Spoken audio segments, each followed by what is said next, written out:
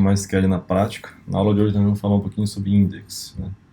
O que são index, como aplicar, quando aplicar, né? E a gente vai, como todas as aulas, a gente vai focar de uma maneira bem prática, né? Index são utilizados para encontrar linhas especificando valores de uma coluna, né? Tipo, na cláusula where eu quero encontrar algum valor que seja, vamos supor, o salário maior que 50. Aí eu vou procurar todas as linhas que ocorrem essa condição, né? Sem o index, né, do MySQL, o que acontece? Eu começo a busca na primeira linha e termino na última. Então, dependendo do tamanho da minha tabela, isso pode ser demorado, né? Se eu tiver uma tabela bem grande, nossos exemplos de sala são geralmente tabelas muito pequenas, então a gente não percebe isso.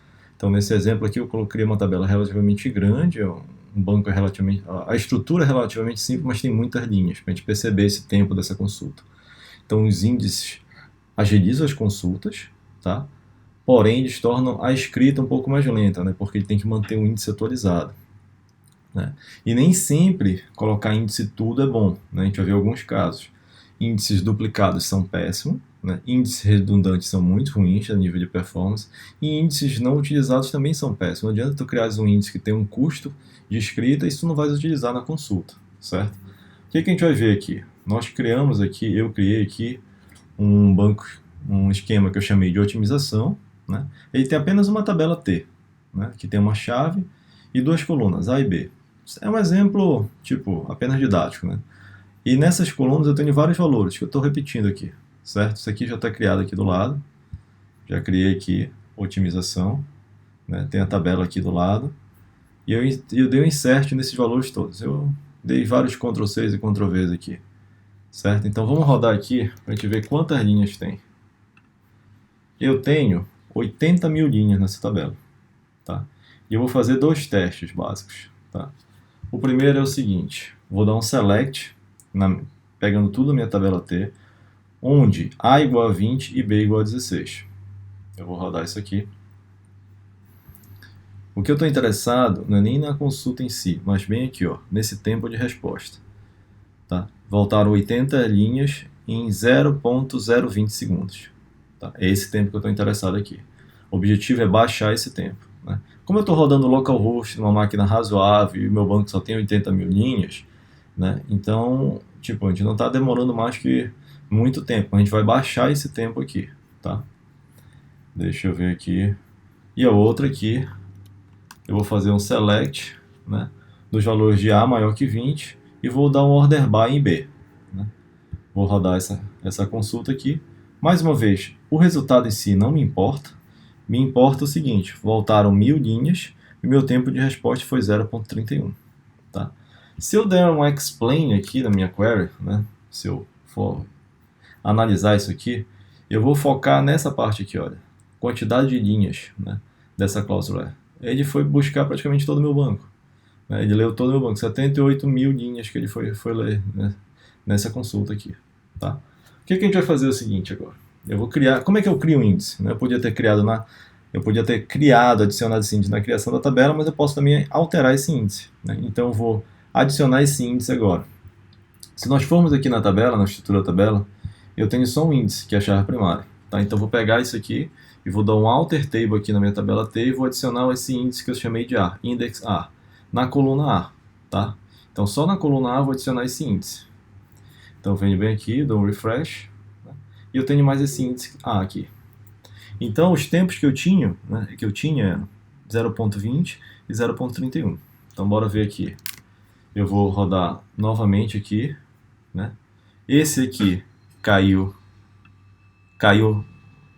consideravelmente, né? Foi para 0.049 segundos, essa primeira query. E a segunda query aqui, como é que ficou o tempo? Caiu, mas não caiu significativamente. Ficou 0.027. Ficou 0.027. Se eu for dar o explain de novo aqui, só para visualizar quantas linhas foram percorridas naquela primeira query que caiu, ó, eu já percorri apenas 560 linhas, porque ele indexou as linhas. Tá? Como eu coloquei um índice A, ele indexou essas linhas para mim. Tá? Então, a vantagem de aplicar o índice é essa. Tá? Eu consigo otimizar minhas queries. Só que ainda não acabou, né? A gente vai fazer...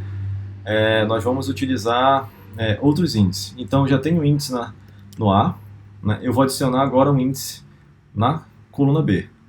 Então rodei isso aqui, adicionei o índice na coluna B. Então passo a ter agora dois índices, índice A e índice B. Vou rodar de novo as duas queries para analisar essa performance. Vou rodar isso aqui.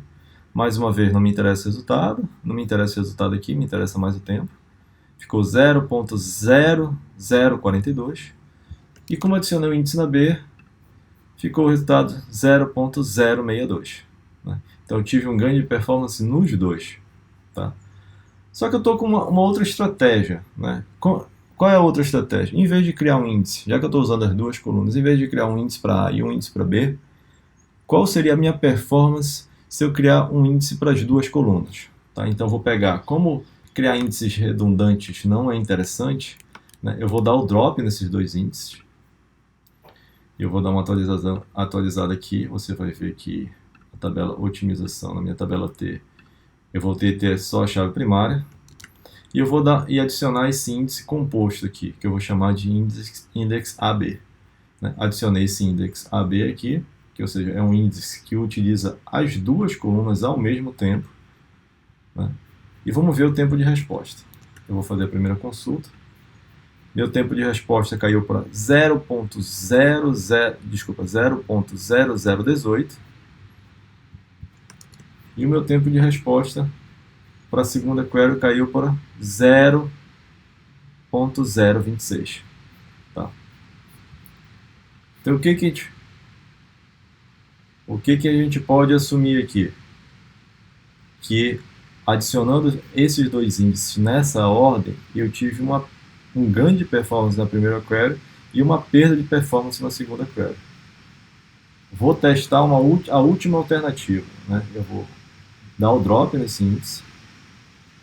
E eu vou testar, vamos ver como é que está esse índice, eu vou testar o índice inverso, né, indexando primeiro a coluna B e depois a coluna A. Então nós testamos todas as alternativas possíveis, apenas o índice na coluna A, o índice na coluna A isolado, depois o índice na coluna B, depois o índice composto, dei o drop nos índices, depois o índice composto da coluna AB, e agora estou fazendo a última opção, que é o índice na coluna BA. Deixa eu ver se eu já criei. Já criei aqui. Pronto, índice na coluna BA. Vamos ver os tempos de resposta para verificar qual vai ser o melhor. O índice na coluna BA eu tenho o melhor tempo até agora na primeira query, 0.3094. Vamos ver aqui a segunda query. 0.0030. Então, na minha opinião, analisando rápido, esse seria o melhor índice para essas queries que a gente está analisando, porque ele baixou de maneira considerável ambas as queries. Lembrando que nós começamos com uma análise, né, que foi 0.20 e 0.31 e terminamos com 0.00094 e 0.0030. Tivemos um ganho de performance considerável analisando esse pequeno exemplo. O que nós vimos na aula de hoje? Como aplicar índice e ter um ganho de performance nas nossas consultas.